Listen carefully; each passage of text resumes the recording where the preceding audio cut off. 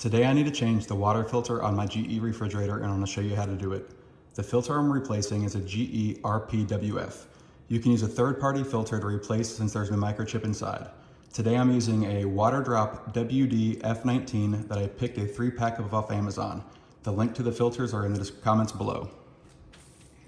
First, open the door to the refrigerator. There's going to be a little latch right here that you pop the bottom of off, and then you have to lift up to see the existing filter inside. Pull the filter up towards you and wiggle it around until it pops out. Take the new water drop filter, and it says backside here, so turn that around, slide that back up inside, wiggle it, and then push down, and then push the flap back into place. To reset the warning light on your refrigerator, tap the settings button, water filter replace, and then hit reset. Next, you're going to want to hit done, then done. Once that's complete, you're going to want to run about 2 gallons of water through the filter to get any air out of there.